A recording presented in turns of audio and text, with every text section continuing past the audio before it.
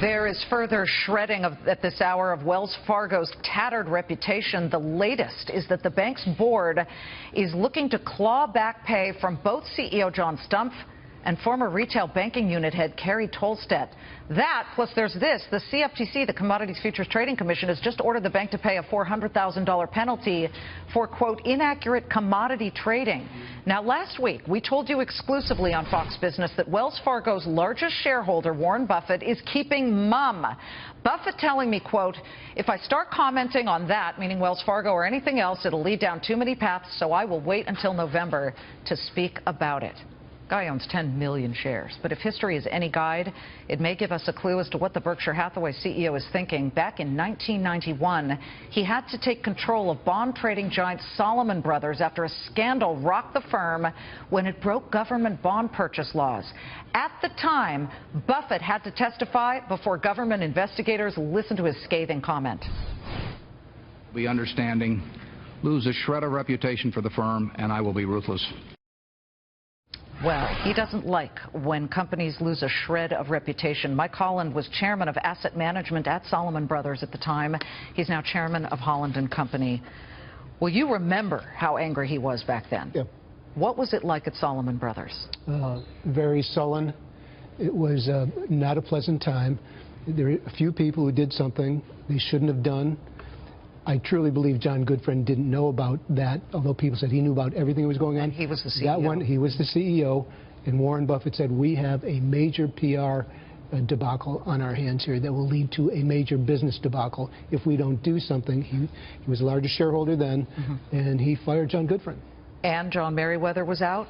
Paul Moser, who was the top trader there. You had Tom Strauss, Tom Murphy, all these guys. They, quote, resigned. But you know, right, that Buffett must have said goodbye. So if you had to guess, Mike, given what you've heard from Warren Buffett on Salomon, saying if you lose a shred of reputation, I will be ruthless, what do you think he's thinking about John Stumpf at Wells Fargo? Let's talk about this right at this moment. When I'm going to go take a little detour for you here. J.P. Morgan, London Whale, huge explosion for Jamie Dimon. First thing that happens is his top lieutenant, one of his people who may have been a successor to him, Ina Drew, she offered her resignation. She was not in any way responsible for this, but it was her division, and she said, I will resign.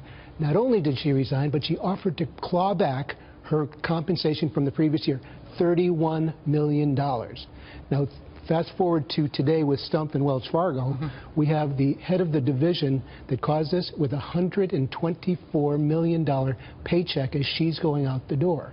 The contrast here is just too stark.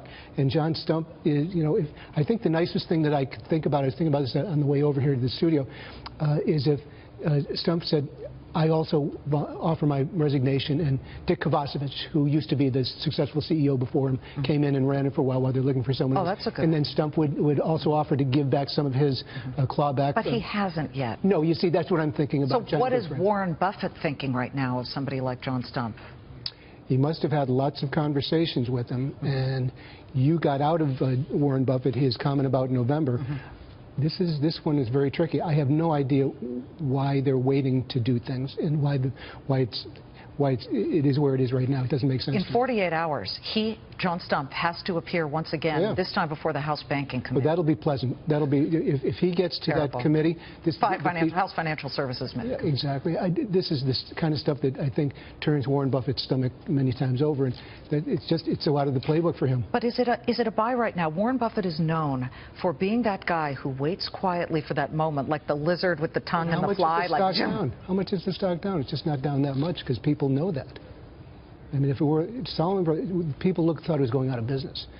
So I think you have a situation here where it could get uglier before it gets prettier. Do you anticipate John Stumpf eventually steps down? Sure. Was that too meaty for you? No, listen, you're a man of solid and few words, but we'll take them. It's great to see you, Mike. Great to see you. Mike Holland of Holland and Company.